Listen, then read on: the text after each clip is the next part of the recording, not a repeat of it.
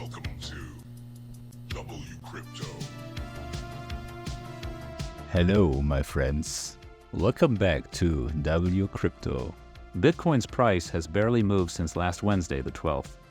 We are still range-bound between 85,000 and 82,000, and right now we're sitting right in the middle at around 83,000.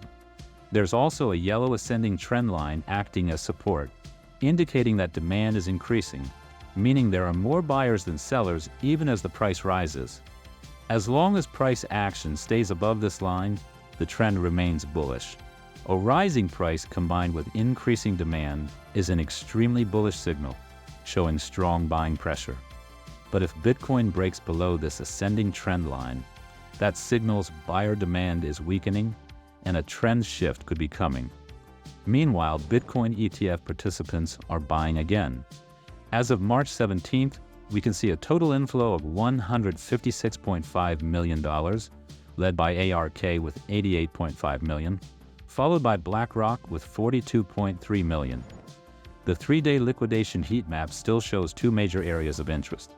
There's a short side liquidation cluster around 85.5 thousand, and a long side liquidation cluster between 81.8 and 81.1 thousand. But here's where things get strange.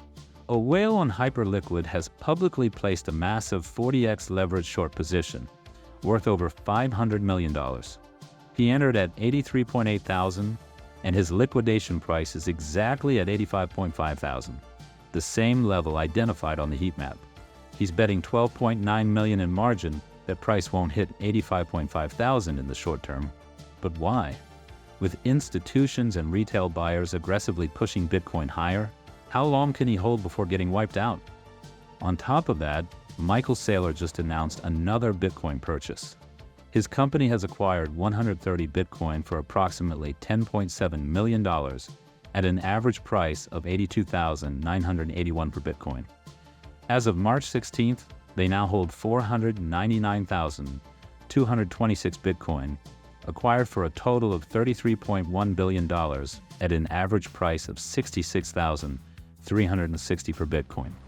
Now, in yesterday's video, we discussed the need to wait for the traditional markets, like the SPX and NDQ, to show clearer movement before making any big decisions. There's been a noticeable correlation between these traditional markets and Bitcoin as a risk asset.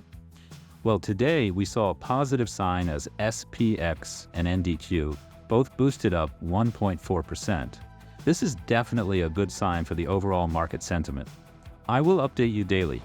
Join the free Discord for real-time trading updates. Press the like button if you got value from this, and subscribe with notifications on so you don't miss out.